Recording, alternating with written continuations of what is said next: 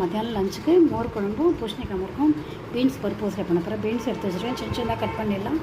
கடலைப்பருப்பு, துவரம்பருப்பு, 2 காஞ்ச மிளகாய் போட்டு வச்சுருக்கேன். கருவேப்பிலை, உப்பு போட்டு பெருங்காயம் போட்டு அரைச்சிடலாம். ஊறிடுது.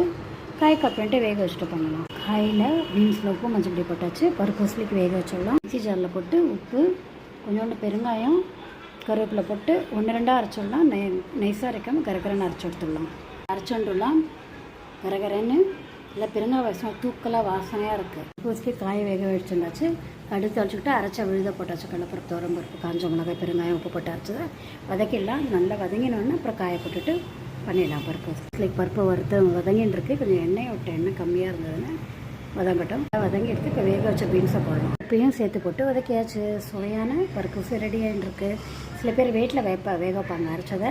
இன்னொன்று நான் ரொம்ப விடுறதில்ல, கொஞ்சம் விட்டுட்டு அப்புறம் திருப்பியும் கொஞ்சோண்டு விட்டேன். அவ்வளோதான். 2-3 ஸ்பூன் தான் தேவைப்படும், ரொம்ப வேணும்னு அவசியம் இல்லை. இதிலே சூப்பராக இருக்காது. 2 வேளை இப்படியே வதக்கிட்டு பண்ணால் இது ரொம்ப டேஸ்ட்டாக இருக்கும். சுவையான பருப்பு ரெடி ஆகிட்டு இந்த மாதிரி பண்ணுங்கள். சூப்பராக டேஸ்ட்டாக இருக்கும். கமெண்ட் பண்ணுங்கள், சப்ஸ்கிரைப் பண்ணுங்கள். தேங்க்யூ ஸோ மச் ஃபார் வாட்சிங். சுவையான பருப்பு ரெடி ஆகிட்டு. தேங்க்யூ ஸோ மச் ஃபார் வாட்சிங். கமெண்ட் பண்ணுங்கள், சப்ஸ்கிரைப் பண்ணுங்கள்.